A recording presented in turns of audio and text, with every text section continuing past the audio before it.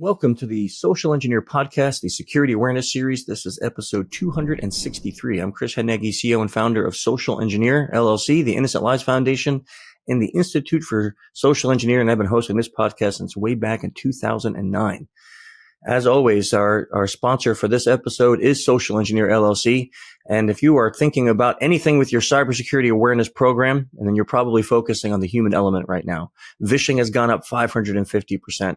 So if you want to check out how we can help your company stay safe from phishing, the threat of phishing, you should go to social-engineer.com and check out some of our managed services. And while you're there, download the SVR report, the State of Phishing Report for 2024, and sign up for our free webinar that's coming up on June 4th. Okay, a couple other quick things. If you love the topic of social engineering and you want to join a whole bunch of network people that want to talk about that every day, learn, practice, be practitioners, just people who are enthusiasts, then you can come into our Slack channel. It is a family-friendly and legal place that you can come and talk about social engineering. You can find the link down in the show notes. And if you don't see it there, just ping me on LinkedIn. I'll be more than happy to get you in the channel. We have over 1,800 people in there every day talking about SE. So come on in, join us, and you can learn some things or teach us some things. Either way, it would be great. I want to invite everyone who's listening to take a moment to go visit innocentlivesfoundation.org. If you're not familiar with the nonprofit there, we started that 6.5 years ago, and our mission is to help law enforcement geolocate and find people who traffic children and create child abuse material. And I'm really proud of our group over there. We've done over 520 cases that we're able to turn into law enforcement in the last 6.5 years. We also have a lot of educational material on the website. So if you're a parent or a caregiver and you want to know how to talk to your kids about some of the threats that are going on, some of the things that are happening right now in the world on the internet, you can go to the website, find out some great information for your kids or for yourself. And if you want to volunteer, you can do so by helping us with your time. If you want to come and help us geolocate some of these people, or even marketing or fundraising or things like that. And of course, we're a nonprofit, so your donations help keep our mission going. So go out to innocentlivesfoundation.org and check out how you can support us there. And if you like the music on this podcast, it is none other than Clutch, the best rock and roll band on earth. And Neil helped me start the ILF 6.5 years ago, so we're really happy to have them featured on the podcast here. Go check them out at clutchmerch.com, and the best way to see them is live. So just find out where one of their tours are when they come around to you and go see them. Do it, please. You will not be sorry. And last but not least, if you like the content here on this episode, then give us a thumbs up and a like. Keep your suggestions coming for guests or for topics and themes. That helps us keep this podcast interesting to you. And with that, let's get to our guest. I'm super excited about this. You probably have noticed that we're doing a lot with NordLayer lately, but my guest is Sigita. She works as the Information Security Manager at Nord Security, where she's responsible for the company's information security management system, ensuring compliance with international standards and regulations, and also focusing on security training and awareness. Previously, she worked at Research and Education Network Association, where she led a wide range of international projects and teams, information security community activities, special interest groups also. She organized cybersecurity trainings, conferences, and workshops all over Europe and Asian countries. She was a director of CyberSOC at NRD Cyber Security prior to joining Nord Security, or NRD Cyber Security, sorry. Sigita holds a master's degree of business management at the ISM University of Management and Economics, where she researched the relationships between people's knowledge, attitude, and behavior towards cybersecurity and organizations, which is something we will want to talk about today. Sigita, thanks for coming on the show. Hi, Chris. Thank you so much. I sound quite awesome, huh? When you read all that. Yeah, you do. I know. It's pretty great. It's really impressive, especially your focus on your master's degree. Before I get off on a topic, I ask everyone starting off, how did you get here? Like, what led you in your career path to be what you're doing right now? A lot of people are asking me that because cybersecurity careers are usually something that started not so long ago. You know, it's the field that studying in cybersecurity is not something that a lot of people can say they have done. Yeah. I actually studied arts. I played the violin. I studied music technology. I studied film and literature theory. Wanted to be an artist. Very soon realized that I am a failed artist, and I wanted to get into something else. So I started looking into a career in technology, not really knowing what technology or cybersecurity is. I got a chance to join an organization that you mentioned, Research and Education Network, GÉANT, in Amsterdam, the Netherlands. And there I was a project management assistant for a lot of different project managers. So I got to know what cloud is, what authentication authorization is, what a lot of different fields in technology are. And cybersecurity seemed like the rocket science I will never get into, the most complicated one. And it really sounded like you need to have special education, special knowledge, and years of experience. But yeah, somehow, I spent some time there in the cybersecurity communities, went to some meetings, and started understanding that it's not all about technology. A lot of it is about humans. And what we as humans do really influence, how vulnerable we are in the cyber world. So that was the beginning, sort of from arts to technology to cybersecurity, and yeah, here we're meeting today.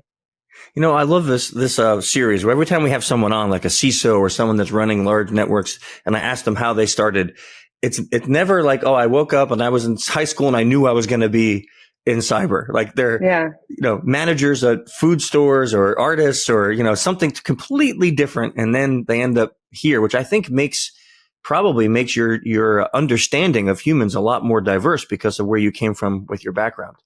That's true. I think it's very important. And, on technology alone is not, if you think that technology alone solves these problems, then you don't understand either technology or problems. Someone smarter than me said that. I'm quoting, but I don't remember who. So was that the motivation behind your study and your master's, where you wanted to understand the attitude and behavior towards cybersecurity? Yeah, so basically, when I started working in cybersecurity in different roles, I noticed that when it comes to cybersecurity awareness and training in organizations, specifically when we talk about our employees, we tend to keep doing the same thing across the globe. As you mentioned, I worked in Europe, I worked in Asia, I worked in the US, and I noticed that it doesn't matter what the sector is, we tend to do the same thing. We think that if we tell people to do something, they will listen. And if they don't listen, we will punish them, and then they will listen. In a nutshell, that just seems to be the thing. And especially when we talk about compliance in a lot of sectors in health and finance, organizations tend to prepare a PDF, a presentation, give a presentation to their people, run a phishing exercise. Some people fail, like 10% people will fail. We will train them again, and then we'll do it again in a year. And the same people or the same amount of people keep failing, because we keep doing the same thing. So I somehow came up with a hypothesis that perhaps it's not the knowledge, the more knowledge you give people, the better they will behave, but there's something in between. Attitude seemed to be that thing, like how we feel about it, not just what we know and how we behave. So I had this idea in me for a while, and was trying to talk to people who are working in the same field. And everybody thought that, yes, there's really not enough research done in this, and especially in Lithuania, the country where I'm based now. And so I thought, that would be a good research topic. I was studying at the university for my master's degree in business management, and some of the stuff that we were doing there was related to organizational psychology, and I thought that's a great topic to research. So give us the cliff notes. What did you find when it came to attitude? How important was it in making change? Right. So the research, of course, because it's a master's thesis, it's much wider than that. But what is the most relevant for today's conversation is one of my hypotheses that was proven to be right was that high knowledge doesn't mean high attitude score or high behavior score. And that the strongest, although there's correlation between knowledge, attitude, behavior, and knowledge, between all of these factors, the strongest correlation was between attitude and behavior. So when we are working on changing the cybersecurity culture in organizations, we really have to stress investing in attitude. Also knowledge and behavior will change, but including attitude in changing attitude into the activities that we are planning for our employees in information security programs and trainings is essential. Otherwise, you will keep seeing the same results. This is fascinating because when you were saying that, I was thinking about a client that we have that they love, and their people love the training programs, and they do it consistently. They do it with great attitude. There's no punishment. There's no fear. They're doing it in such a positive way. And we constantly see an improvement in their numbers and their people, because, and I'm always looking at that and saying, like, when someone maybe gets caught by the fish, they go, "Oh man, you really got me. That was a good one this month," instead of, "Oh, I hate you guys for that," because they know that there's just going to be some training, and that attitude has led this company to be really a leader in cybersecurity awareness. So how do you, in your research or maybe in your work, suggest making that change in an organization that maybe the people don't have the right attitude? What can you do to help make the right attitude? Mm-hmm. We've been discussing this at NRD Security recently, actually. People are asking, like, how do you make security culture more inclusive? Because if you make cybersecurity culture more inclusive, people will feel part of it. They will feel like it's not just security guys against the rest of us. You know, they tell us what to do, and if we fail, we will get punished. So we want to make the security culture more inclusive. And the first thing that we need to do is to make it less exclusive. Like that was the conclusion that we came up with. Very simple. So I think it's very important, especially in big organizations like ours, but in small organizations too. That doesn't really matter. Not to have this us against them attitude. Like we, the security people, we know everything, and we will tell you how to behave. And you are the loser users, you know, the weak humans, the weakest link. Who will keep failing. We really need to invest in making it open and to create a space where people can ask questions, where we can have these discussions. And one of the things, one of the initiatives, it's very basic actually, but we just don't have the time in a day to do it, right? Sometimes we are so caught up with our jobs and technology especially. And then one of the things that we came up with is we call it Cyber Brew. So it's like a space where everybody can grab a coffee on a Friday morning, and people can ask questions anonymously if they want, or openly to the security, colleagues. So we sit there from like application security, someone from risk department, someone who's making a product or whatever. And then people can just say, ask the questions, and we talk. And we really try to make it just simple and, honestly, no stupid questions, I know it's very trendy to say that, but honestly, it's so nice to just open the floor up for people to come up to us. And then they know our faces, they know our names, they know where to go to. And we see that these conversations keep going. Like we have these sessions, but then the conversation just keep going. Another thing that we came up with as well to promote this security inclusivity and training is an initiative called Cybersecurity Academy. So we realized that in our organization, we have many people who have very good knowledge in cybersecurity, but in order to share it, we needed to create this platform where people who don't work in security or even technology roles like finance, legal, HR, you name it, they can apply to be part of the Cybersecurity Academy and learn from their colleagues. So it's colleagues teaching colleagues, and spreading this knowledge in sort of a 101 format. So again, we don't dumb it down, but we just kind of explain it to people who never worked with it. And we all work in a security company. So those kind of things, we really try to make it as open and as inclusive as possible. That's really nice. We had a guest on this series that used a phrase. He said, you have to be their advocate, not their adversary. And absolutely. Yeah. What you 100%. Said made me think of that, right? That's such a powerful lesson I love that idea of being open about answering any questions, right? That's so nice. I think a lot of times people in organizations feel like, oh, my question's dumb, so I don't really want to ask it. And if we ever were to say that, well, that's a dumb question, they're never going to ask a question again. So I love that attitude. That really sounds like such a wonderful idea that seems simple to implement. And it probably didn't. I mean, it takes a little bit of time, but that's about it. Just a little bit of your time. It's so basic. Like we need to come back to basics. It's not rocket science. Neither is security, but we just need to find the connection with people. And if we connect with people, we build trust. And if they trust us, they will come to us. Then they click on that link. They will not be embarrassed to admit that they made a mistake. We will not be embarrassed to ask a question. And sometimes, I jokingly tell my colleagues, I say, we will laugh about your question, but behind your back, don't worry, you will never find out.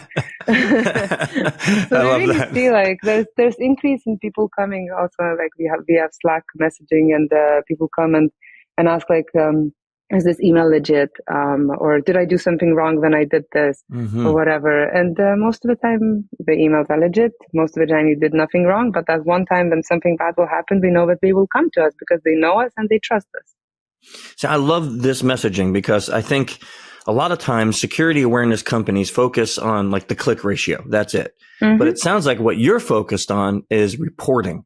And reporting is so important because whether you click or not, if you report that phishing email, you could save the company from an attack. So it sounds like your whole mantra in trying to get this trust and this rapport is so people feel comfortable coming to you and telling you when they did something that they shouldn't have done. Absolutely. I think that's definitely the thing to focus on. I have a beef with phishing exercises. I think that if it's done wrong and there's so much space to get it wrong, it could damage the trust in seconds that you've been building for so long with people. If someone will feel ashamed, if they will feel blamed, if they will feel that they're a statistic in the weakest link, list, then it's game over. Like it will take such a long time to get that person back on your team. So what we're trying to do is what we are really testing is, did we make everything we could to make sure that people know what to do? Do they know how to report a phishing email? Do they know what channels there are? Do they know, how the incident report forms work? That kind of stuff. So it's, of course, yes, we look at the statistics, how many people clicked, how many people submitted something, that's just something that is done in these scenarios. But at the same time, if the numbers don't drop and if we don't get enough reports when that happens, then it's also a mistake on our part. We have to do a bit better to spread the awareness and to train people.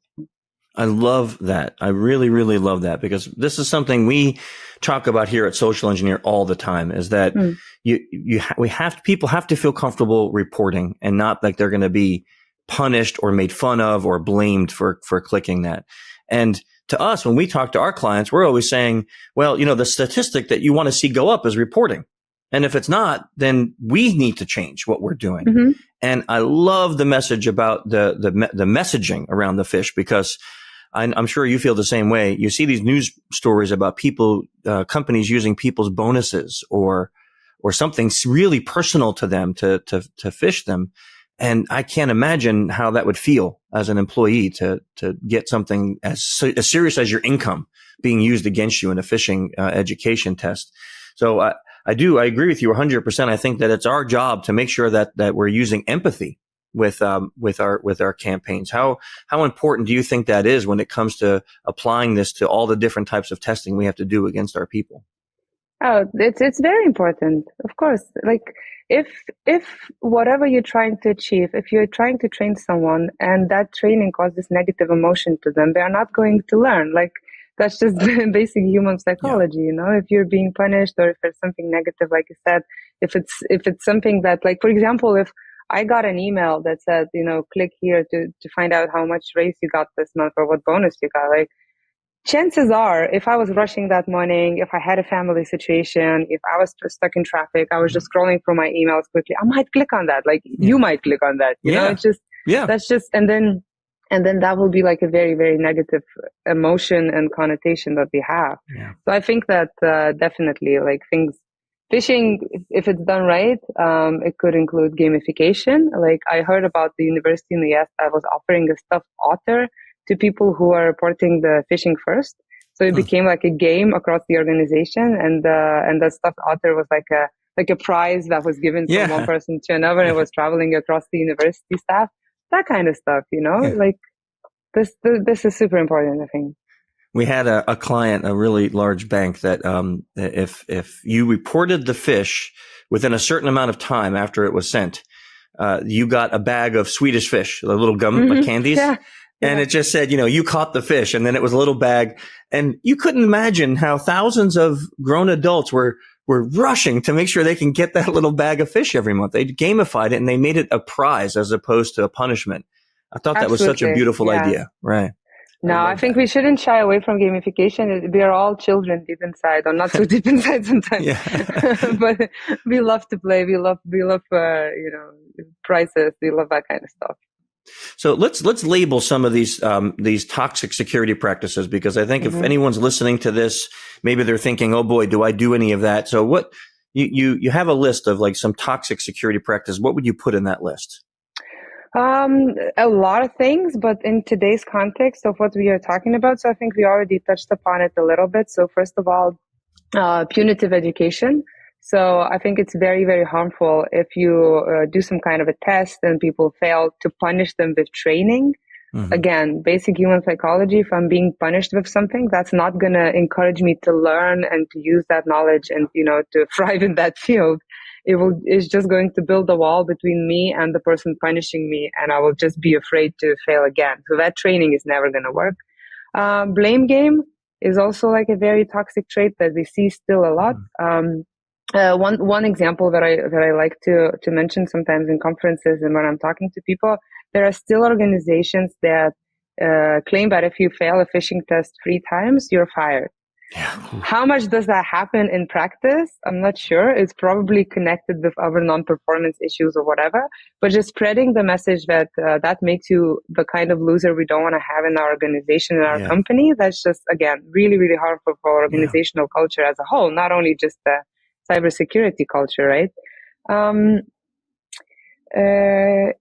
And the again, one other thing that I already said, the weakest link narrative, it's still very very prevalent. If we keep telling people that they're the weakest link, it becomes like a what's that saying? The prophecy. Self-fulfilling prophecy? Yeah. Self-fulfilling prophecy, thank you, yes. So like if I'm being told like you're this, you're this, you're this, you're this, you kind of internalize that and you start believing it. And then it's like, if I'm the weakest link, what's even the point of trying? So we really need to change that narrative to, you're our strongest partner, you're a part of a team. They said inclusive security culture. Mm-hmm. We're all in this together. We really like to say security is everyone's responsibility. We keep sort of encouraging that with stickers all around our building and and just trying to make sure that people feel included. I love that, because I think that list, like you said, even though it's just a short one, maybe if people who are listening can start to think, boy, do I do any of that to my employees? And that can maybe wake us up a little bit, because I've seen things that sometimes are not in bad nature, like they're not trying to hurt their employees, but they think, that, well, aren't humans the weakest link in our security? And it's like, well, that's one way of wording it, but you could also say humans are your biggest asset. Right. Instead of your biggest, weakest link, they're your biggest asset in your company too. And a trained, good, solid, happy attituded employee is going to be awesome in protecting your organization. No, of course. Telling someone they're the weakest is not going to be empowering them. And we want to empower employees, as you said, to trust us, to feel like they can come to us, that they can report whatever happened, they can ask questions, and then we are truly a team, and we need everyone on our team. We can't be like a couple of security people and then the rest of them losers, right? Like that's just never going to work. No, I love it. This is such a great list and attitude towards that. Mm-hmm. So when you work with other companies, how is it? Let me see. I don't want to word this because I don't want to make it seem like it's like a bad thing, but do you find it's difficult sometimes to get other companies to agree that, we need to change our people in our industry? It's not about changing everyone else, but maybe our methodologies need to change. Do you find that a difficult thing to get across to other companies? Yes. And I think that's another reason why I wanted to do that research, the academic research, where I actually have, like a stronger argument in that. We have formal and informal information security groups where we meet with our ISOs, and, just all kinds of security specialists. And I think I'm kind of known in those groups as the one that's like against don't fish your own employees if you don't know how to do it right, and that kind of stuff. And really trying to encourage different kind of education.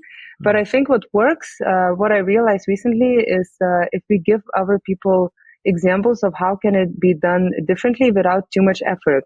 Because I think the resistance to doing things differently comes from, I don't have the time. I have so many tasks on my plate. And now I have to also think about like innovative teaching methods to my colleagues. Like I'm not a learning and development specialist. I don't know that stuff. I've never even studied, psychology or whatever. Like I take something that's off the shelf as a service and I apply it. And that's the best I can do. So recently I noticed that if I kind of share best practices that don't require too much work, and give people the tools, then it's easy to convince them. I have a couple of examples. In our training, we have a security training, one-on-one training for all of the employees at NRD Security. That's thousands of people. Everybody has to do it when they join, and then they have to do it again 1 year later, and so on and so forth. And we wanted to make it like not your usual security training. So we really tried to put in as many gamification and, interactive things in there so that people wouldn't be bored. And then after a year, they wouldn't be like, oh no, I have to do it again. Part of that training is instead of showing people this is what a phishing email looks like, we created this game where they have to create their own phishing campaign. So they can choose how much money they want to invest, who they are going to attack, create the phishing email, send it out, and then see how much money they can earn and how easy it is. So we thought like, oh, if you play to be a hacker, then maybe you'll see how easy it is, and also what to look for when it comes to you.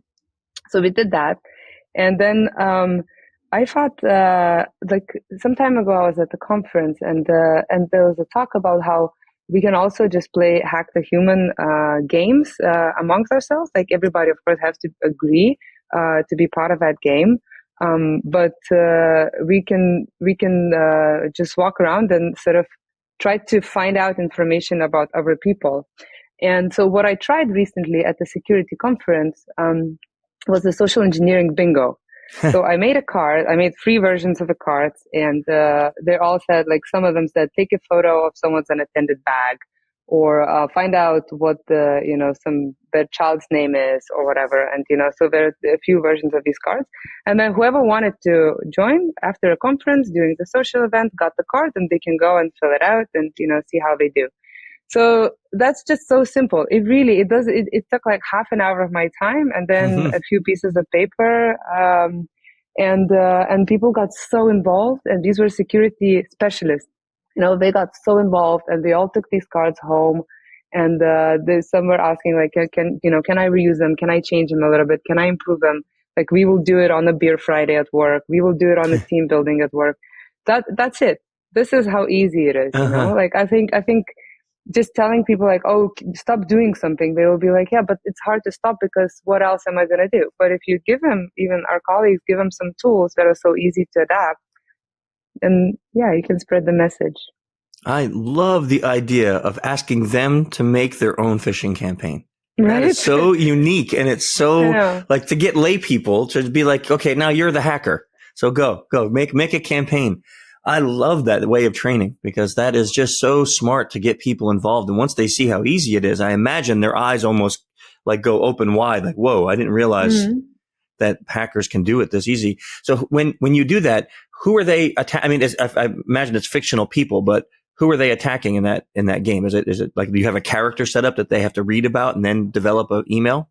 Yeah, so I think there's like, you either going for the C-level, you're going for general public, you're going for HR employees or whatever, and then depending on what you choose, like, the game goes further.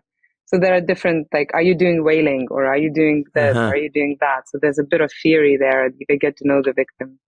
Wow, I love it. That probably it was maybe one of the single most awesome ideas I've ever heard in security awareness education. I mean it, because I've never heard anyone on this series ever bring that up again, like actually getting your people to become the attacker, to learn what it's like. And it makes so much sense, right? I mean, you think about any other kind of training, physical training, boxing, martial arts, in the gym, you got to go do it in order to learn how to be good at it. So why not learn how to fish, so you know what fishing feels like and looks like? It's such a great idea. Yeah, I think it came. It's not my personal idea. It was team effort, but I think it came from the, as you said, like, if you want to learn to swim, you have to try to swim. You have to get in the water, and that's the argument that people use for phishing campaigns. They say, if we don't fish our own employees, how are they ever going to learn? Well, then the other side of that, well, make them hackers, and then they will learn because they will create their own campaign. So I think that's where it comes from, essentially. I love it. Okay, I'm going to ask you a couple questions here. If a CISO is listening to this podcast, and if they were sitting here in front of you and said, Sigita, give me like 2 or 3 pieces of advice. I'm starting off. I'm a brand new CISO. I got to control all the security in this company. Do you have like 2 or 3 pieces of advice that you would give them starting off on that career right now? So when it comes to security awareness, I think you really need to wait a little bit and get to know your organization and your people. Don't rush to buy an off-the-shelf solution and then make it a check like, oh, I did security awareness, moving on. If you're just starting off, like, get to know your people, get to know the organization, get to know the organizational culture, find out how people best learn. There is a lot of research about different other factors like age, like gender, like culture, like a lot of other things that influence the way people learn and the way people behave when it comes to cybersecurity. So invest in that. And then another second piece of advice would be talk to other people. We all feel like our organizations are so unique and our challenges are so unique and we have to achieve something so unique. But actually, like, if we go out and talk to other people who already done something, collect different ideas and see, because you get to know your organization, see what works for you, then you will find your unique recipe. But don't expect that you will go to the next organization in your career and you will apply the same thing and it will work. You'll have to start over again. This is where I see a lot of CISOs like failing at that, because they come and they think, I have a recipe. I'll just bring it here and give it to people. And why is it not working? Because organizations are different, people are different. So you have to really see what the context is and then find the best solution. I love it. Those are some great tips. Thank you for that. Most of us, I know me included, I wouldn't be where I am today if it wasn't for some mentors in my life, people that just helped me get to where I am. So do you have any mentors that you, when you think about where you are right now, you wouldn't be there today without them? Yeah. And, they're not the usual suspect. They're not going to be like super famous people, but I would really like to mention a few. So as I said, when I started getting into technology and I had these project managers who I was assisting at the beginning of my career. One of them was Nicole Harris. She's still at GÉANT, at the Research and Education Association, head of Trust and Identity Operations. But the reason why she became such a mentor for me was because she also came from humanities. She studied children's literature and became a security professional and really tries to look at the anthropological aspect of cybersecurity while doing a very technical role. So I found that very, very inspiring. And she really taught me the basics of how not to do security or security education. There's a talk that we did together at the conference in 2021. It's still on YouTube. It's called "Don't You Know That You're Toxic?" And we are talking about these negative security practices in organizations. It can be found online, and it's still very relevant. I know it sounds like it was 3 years ago, but it's still very relevant. So anyone can look that up. And there are a couple other people who really inspire me. Like, we met briefly at conferences, but I still look up their work. And one of them is a professor at Temple University in the States, Anshul Rege. She's researching multidisciplinary experiential learning, and she actually was the first person I heard from about applying hacking humans as an educational method.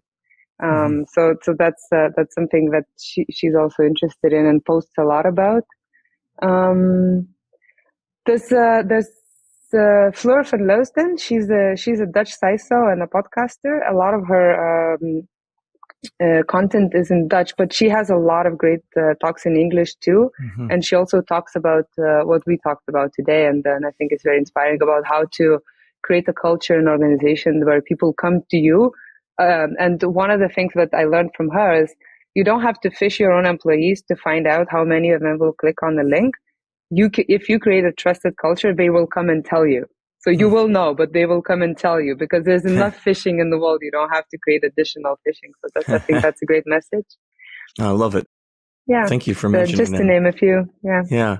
Since the beginning of this podcast, we've been making a list of books. We have it on the website, and some don't not even have to do with cybersecurity. Some of them could just be books that you love to read. But are there any books that you're reading currently or have read that you're like, everyone should pick up this book?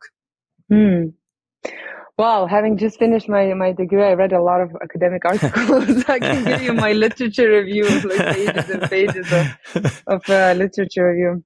I think maybe something that I picked up at the beginning of my master's studies was a book. It's not, it's not very academic, so don't get alarmed. It's called the Security Culture Playbook by Carpenter and Rohr. I think it's a very good starting point when you're getting into this. If you're interested in cybersecurity culture, another tip for a CISO. If you're just starting off, that's a good starting point. They look into some basic aspects that are crucial for cybersecurity and how to make them work in your organization. That's wonderful. So, Sigita, if people want to follow you or get in a conversation with you or learn what you're doing next, what's the best way for them to connect? LinkedIn is probably the best way. Okay. Just a disclaimer, I don't only post about social security engineering or that kind of stuff. There's a lot of other content there too. But if you want to get in touch, that's the best way. And we'll put a link to your LinkedIn in the show notes, as well as to that speech you mentioned, because I think that would be really interesting for people to go to see with Nicole. I can't thank you enough for coming on the show today. This was a really fascinating conversation, and your ideas are really amazing. I can't wait for people to hear this and maybe implement some of these. Thank you. It was really nice to meet you. Yeah, really, really great. And I look forward to doing more with NORD, as we have been partnering up a lot. So it's really exciting for us too. So thanks for everything that we're doing there together also. Sure. We want to thank everyone here for joining us this month. Hopefully you enjoyed this episode as much as I enjoyed recording it. And we'll be back next month with another cybersecurity professional with more tips and tricks on how to keep your organization safe. Until then, stay safe. See you.